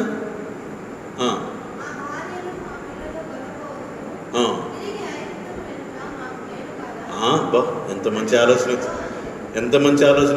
తిరిగి ఐగుప్తుకు పోవటం మేలు కాదా అంటే వాళ్ళే అనుకుంటున్నారు, వాళ్ళకి ఏది మేలో వాళ్ళే ఆలోచన చేస్తున్నారు. అంటే దేవుడు ఏం అవసరం లేదన్నమాట. దేవుడు వాళ్ళకి ఏది మేలో ఏది అవసరమో అని ఆలోచన చేస్తే దేవుడు వాళ్ళని బయటకు తీసుకొచ్చాడు. కానీ ఇప్పుడు బయటకు వచ్చిన తర్వాత వాళ్ళ సనుగుల్లో ఏమంటున్నారు? మేము ఐగుప్తుకు వెళ్ళటం మేలు కాదా? ఎవరి ఆలోచన ఇదమ్మా? ఎవరి ఆలోచన? వాళ్ళ సొంత ఆలోచన. అప్పుడేమో బయటకు పోవడం మేలు కాదా, ఇప్పుడేమో మళ్ళీ లోపలికి పోవడం మేలు కాదా? చాలామందిలో సొంత ఆలోచనలు ఉంటాయి. ఎవరి ఆలోచనలు? నా గురించి నేను ఆలోచన చేసుకోవడం, లేదా నీ గురించి నువ్వు ఆలోచన చేసుకోవడం. ఇవన్నీ ఏ ఆలోచనలు అంటే స్వార్థంతో కూడిన ఆలోచనలు, సమయానుసారమైన ఆలోచనలు. ఇవి దైవికమైనవి కావు. ఎవరిచ్చే ఆలోచనలు? ఎవరిచ్చే ఆలోచనలు? శత్రువు నీకు ఇచ్చే, సైతాను నీకు ఇచ్చే ఆలోచన. ఇవి నీ ఆత్మీయ ఎదుగుదలకు కాదు, ఇవి నిన్ను అరణ్యంలో పతనం చేయడానికి వచ్చే ఆలోచన. అందుకే దేవుని వాక్యం ఏం చెప్తుంది? నువ్వు ఏ ఆలోచన చేయకుండా, నీ స్వబుద్ధిని ఆధారం చేసుకోకుండా, ఏమని రాయబడింది? 3వ అధ్యాయం 5వ వచనం, నీ స్వబుద్ధిని ఆధారం చేసుకోనకుండా మీ పూర్ణ 6వ వచనం చదువు. నీ స్వబుద్ధిని ఆధారం చేసుకోకుండా నీ ప్రవర్తన అంతటి యందు ఆయన అధికారమునకు ఒప్పుకొనుము, అప్పుడు ఆయన నీ త్రోవలను. ఇది అరణ్యంలో మనం చేయాల్సింది. కానీ వీళ్ళు ఏమనుకుంటున్నారు? మనం మళ్ళీ ఐగుప్తుకు పోతే మేలు కాదండి, మనమంతా అక్కడ బాగుండే కదా, పోదామా? ఎప్పుడు పోదాం? ఒక టైం చెప్పండి, వెళ్ళిపోదాం. ఎవరిని ఏర్పాటు చేసుకుని పోదాం? ఇట్లా వాళ్ళ సొంత ఆలోచనల చేత ఐగుప్తుకు వెళ్ళడానికి. అంత మన ఆలోచనలు అయితే దేవుడు ఎందుకు? ఈ మధ్య ఒక సహోదరుడు చెప్పాడనమాట. అతడు ట్రీట్మెంట్ కొరకు డాక్టర్ దగ్గరికి వెళ్ళాడు. ఎవరి దగ్గరికి వెళ్ళాడు? డాక్టర్ దగ్గరికి. బాగలేదు. డాక్టర్ దగ్గర కూర్చున్నాడు. ఏం బాబు చెప్పు ఏమైంది అని అంటే ఇంకా చెప్పడానికి ప్రారంభించాడు. సార్ ఇది గుల్లయింది, ఇన్ఫెక్షన్ అయింది, తర్వాత ఇట్లుంది, ఇట్లయింది, చాలా ఇన్ఫెక్షన్ అయింది సార్, మందులు రాసేయండి అన్నాడు. సరే ఏ మందులు రాయాలో చెప్పు అన్నాడు అన్నమాట. ఏమన్నాడు? ఏ మందులు రాయాలో చెప్పు. అప్పుడు అతడు మందులు నాకేం తెలుసు సార్, అంతా నువ్వే చెప్తే కదా, అంతా నువ్వు చెప్తే కాబట్టి ఇంక మందులు కూడా నువ్వే చెప్పు, నేనే రాస్తా అన్నాడు. అప్పుడు అతడు అండి, నువ్వు నా దగ్గరికి వచ్చావు డాక్టర్ దగ్గరికి, నీకు ఏమైందో చెప్పాలి కానీ ఇన్ఫెక్షన్ అయింది, అదైంది, ఇదైంది అని నీకెట్టే తెలుసు? ఇది నేను కనుక్కుంటా. నీ పరిస్థితి ఏంటో వస్తే నేను నీకు ఇన్ఫెక్షన్ అయిందా, ఏ ఇన్ఫెక్షన్ అయింది, ఏ ట్రీట్మెంట్ ఇవ్వాలా, ఏ మందులు రాయాలో నేను కనుక్కోవాలి. నేను కనుక్కోవాల్సింది కూడా నువ్వు చెప్తే ఇంకా నేనెందుకు అని అన్నాడు. ఎవరు? డాక్టర్ గారు. అలాగే మనం కూడా ఏం చెప్తాం? ప్రభా ఆడిపోతే ప్రభా, ఆ పిల్లోడైతే బాగుంటుంది ప్రభా, ఈ ఉద్యోగం అయితే బాగుంటుంది ప్రభా, ఆ ఇండ్లు అయితే బాగుంటుంది ప్రభా, ఇట్లుంటే బాగుంటుంది ప్రభా, ఇట్లా చేస్తే బాగుంటుంది ప్రభా, దేవునికే చెప్తాం. ఇంక దేవుడు ఎందుకు? దేవుడు ఏది మేలో మనకు చెప్పాలి, అంతేగాని మనమే దేవునికి చెప్తే ఇంకా దేవుడు ఎందుకు? నువ్వు చేసుకోవాలంటాడు. అంటాడా లేదా? ఒక డాక్టర్ ఇలాగ అన్నప్పుడు దేవుడు అన్నాడా?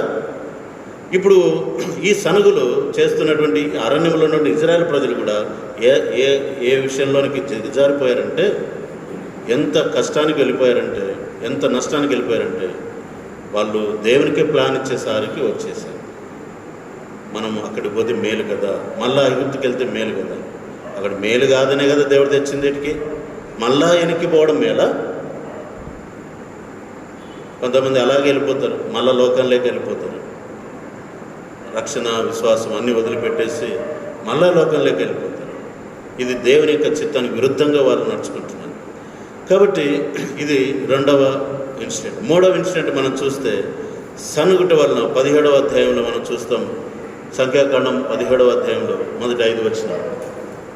సంఖ్యాకాండం 17వ అధ్యాయం మొదటి 5 వచనాలు చదవండి.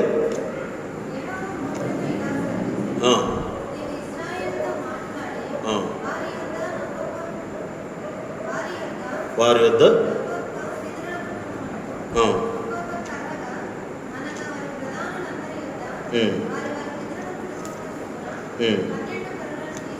తీసుకొని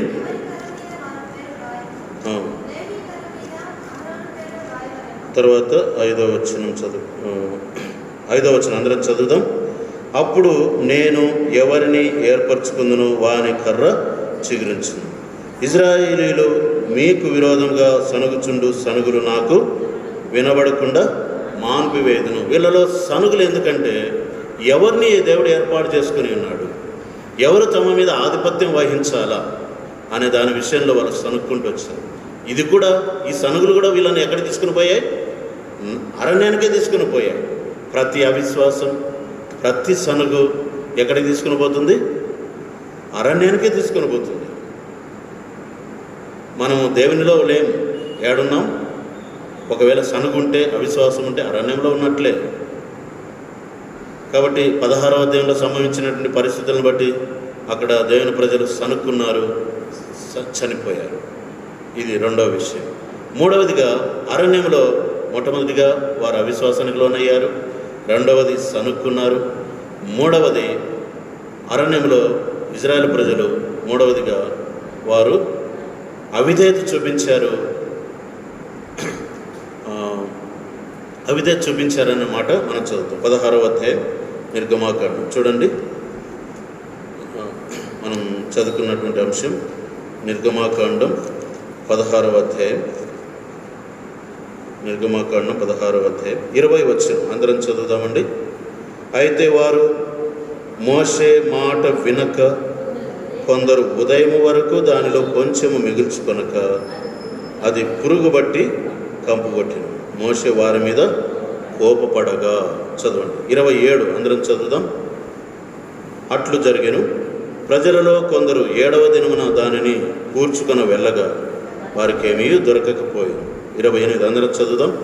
అందుకు యెహోవా మోషేతో ఇట్లా, నేను మీరు ఎన్నాళ్ళ వరకు నా ఆజ్ఞలను నా ధర్మశాస్త్రమును అనుసరించి నడవనొల్లరు. ఇది మూడవది. అరణ్యంలో మొట్టమొదటిది అరణ్యంలోని సంఘములకు సంబంధించినటువంటి పరిస్థితి అవిశ్వాసం. రెండవది సనుగు. అవిశ్వాసం ముదిరితే ఏమొస్తుంది? సనుగులు వస్తాయి. సనుగులు ఎక్కువైపోతే ఏమొస్తుంది? అవిధేయత వస్తుంది. ఏమవుతుంది? నువ్వు చెప్తే నేను వింటాను. సనుగులు ఎక్కువైపోతే అవిధేయత వస్తుంది. ఈ అవిధేయత అనేది నువ్వు చెప్తే నేను వింటాను. కాబట్టి మోషే మీరు ఆదివారం కూర్చుకోవద్దండి, శనివారమే కూర్చుకోండి అంటే శనివారం కూర్చుకున్నది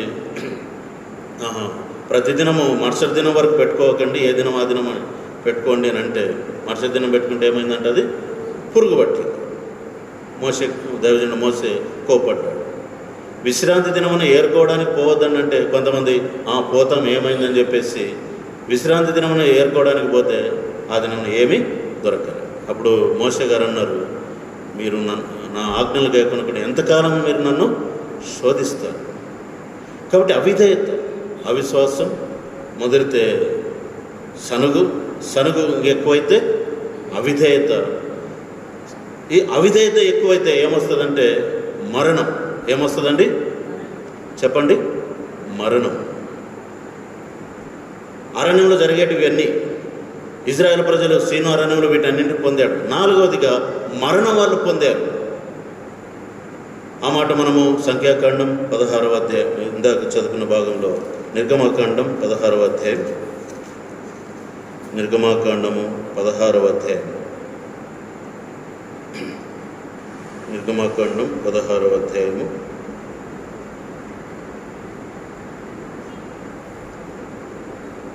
25, 26, 27 వచనాలు అందరం చదువుదాం.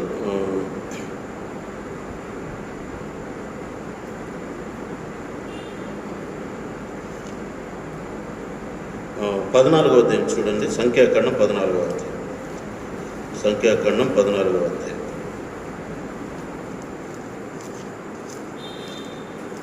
సంఖ్యాకాండము 14వ అధ్యాయము 36, 37 వచనాలు అందరం చదువుకుంటాం. ఆ దేశమును సంచరించి చూచుటకై మోసే చేత పంపబడి తిరిగి వచ్చి ఆ దేశమును గురించి చెడ్డ సమాచారము చెప్పుట వలన సర్వ సమాజము అతని మీద సనుగునట్లు చేసిన మనుషులు. 37 అందరం చదువుదాం. అనగా ఆ దేశమును గురించి చెడ్డ సమాచారం చెప్పిన మనుషులు యెహోవా సన్నిధిని తెగులు చేత చనిపోయిరి. ఇప్పుడు ఆ సహోదరులు చనిపోయారని చెప్పేసి సనుగుతున్నటువంటి సమాజంలో కొంతమంది వాళ్ళు ఏం చేశారంట? మోసే మాట వినకుండా అవిధేయత చూపించారు. 38, 40 వచ్చిన అందరం చదువుదాం. వారు ఉదయమున లేచి ఆ కొండ మీదకెక్కి చిత్తమండి మేము పాపం చేసిన వారము, యెహోవా చెప్పిన స్థలమునకు వెళ్ళుదామని అనిరి. 41 అందరం చదువుదాం. అప్పుడు మోసే, ఇది ఏలా మీరు యెహోవా మాట మీరుచున్నారేమి? 42 అది కొనసాగదు. యెహోవా మీ మధ్య లేడు కనుక మీరు మీ శత్రువుల ఎదుట హతం చేయబడుదురు, మీరు సాగిపోకుడి.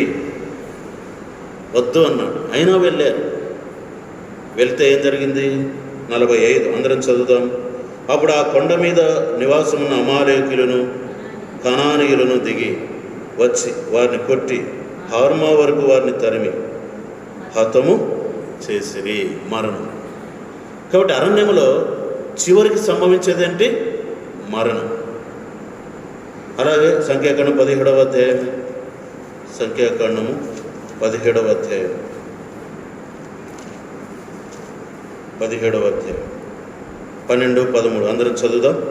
అయితే ఇశ్రాయేలీయులు మోసే ఎత్తట్లనిరి, ఇదిగో మా ప్రాణములు పోయినవి, నశించిపోతిమి, మేమందరము నశించిపోతిమి. 13 యెహోవా మందిరమునకు సమీపించి ప్రతివాడును చచ్చును, మేము అందరము చావలసి ఉన్నదా అని. ఎందుకు చచ్చారు? చచ్చిన వాళ్ళని చూసి బతికిన వాళ్ళు ఏమంటున్నారంటే చనిపోయారు. ఎందుకు? వారు ఎందుకు చనిపోయారు? అవిశ్వాసానికి చోటిచ్చారు. సనుగు అనేది వాళ్ళలో ప్రవేశించింది.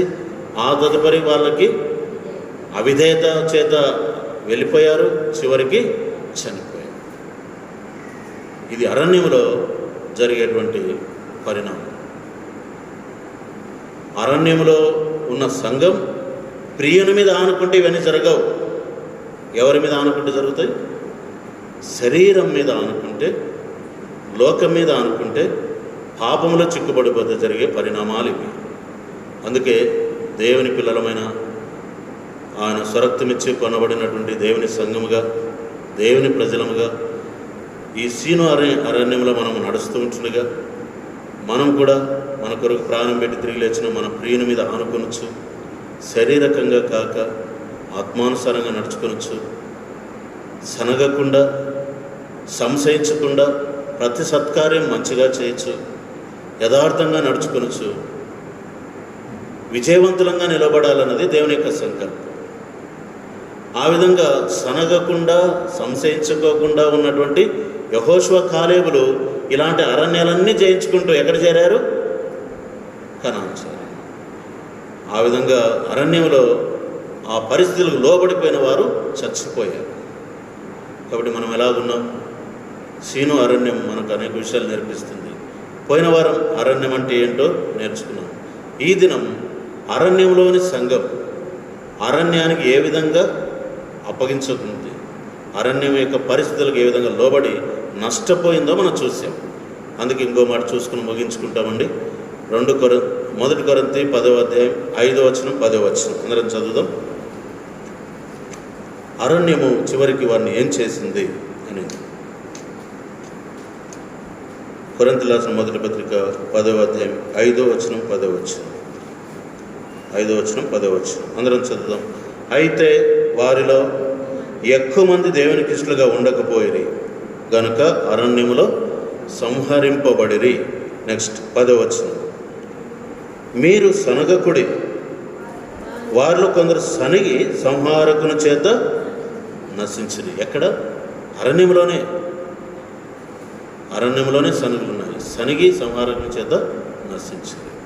కాబట్టి మీరు కూడా అలా ఉండకుండా ఉండాలంటే ఖచ్చితంగా తన ప్రియుని మీద ఆనుకొని అరణ్య మార్గంలో వచ్చుచున్న ఈమె యువతే, ఆమెలో నువ్వు ఉన్నావా? ఆమె మాదిరిగా నువ్వు ఉన్నావా? పరీక్షించుకుంటాం. ఆ రీతిగా ప్రభు మీద ఆనుకొని శరీరాన్ని జయిస్తూ ఆత్మానుసారంగా నడుచుకోవడానికి ప్రభు మనకు సహాయం చేయనుగాక. ప్రార్థన చేసుకుందాం.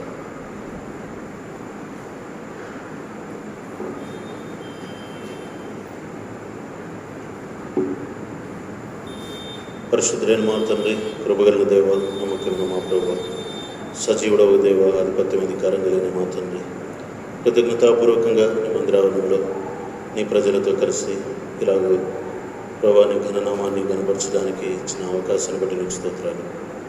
మా ప్రాణ విమోచన కొరకే నీ ప్రాణము ఎంతగా ప్రభా అర్పించుకున్నారో ప్రభా, అరణ్యంలో ఉన్న మమ్మను ప్రభా బయటకు తీసుకొని వచ్చి ప్రభా బ్రతికింప చేయడానికి, రక్షించడానికి మీరు చెల్లించిన ప్రయోజనం సర్పం ఎత్తబడినట్లుగా మీరు మా కొరకు ఎత్తబడి అరణ్యంలోని సంఘమున కొరకై మోషే సర్పం ఎలాగ ఎత్తెనో అలాగే ఈ అరణ్యంలోని మా కోసం మీరు ఆ శిలువ మీద ఎత్తబడి మమ్మల్ని బ్రతికించి విమోచించినందుకై నీకు స్తోత్రాలు. మా పూర్వీకులు, మా పితరులు ఇజ్రాయేలీలు అరణ్యంలోని సంఘమైనటువంటి వారు, అరణ్యంలో వారు ఎలాగ నశించారో ప్రియుని మీద ఆనుకొనకుండా వాటిని మాకు బయలుపరుస్తూ వచ్చినారు. అవిశ్వాసము, సనుగు, అవిధేయత మరియు మరణం అనేటువంటి వాటికి ఎలాగ లోబడుతూ వచ్చారు ప్రభా మాకు తెలియపరుస్తూ వచ్చారు. ప్రభా మమ్మల్ని కరుణించి దేవా ప్రతి సనుగు సంశయములు మాని ప్రభా ప్రతి సత్కార్యము నీ కొరకు చేయడం కొరకే మీరు ఎంతైనా సహాయం చేయండి. మమ్మల్ని బలపరచండి, పురుకొల్పండి, ప్రోత్సాహపరచండి. మా ప్రియులు బయలుదేరి వెళ్తూ ఉంటున్నారు, వారికి క్షేమంగా చేర్చండి. అనారోగ్యంగా ఉన్న వారిని, బలహీనలను బలపరచండి. సంపూర్ణమైన ఆరోగ్యం ఇచ్చి కాపాడుతుంది. వందనములు స్తోత్రములు చెల్లిస్తూ రేపు సిస్టర్స్ మీటింగ్ విషయంలో, ఎల్లుండి ఇందుకూరుపేటలో ఉపవాస ప్రార్థన విషయంలో సహాయం చేయండి.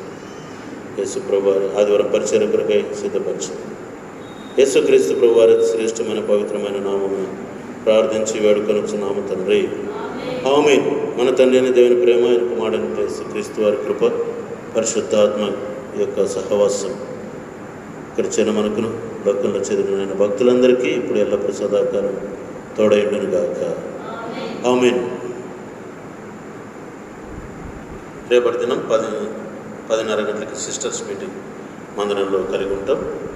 శనివారం ఇందుకూరుపేటలో 10 గంటలకి ఉపవాస ప్రార్థన కలిగి ఉంటాం. దయచేసి 9 గంటలకే బయలుదేరితే 10 గంటలకు ఆడ ఉండడానికి చూడండి.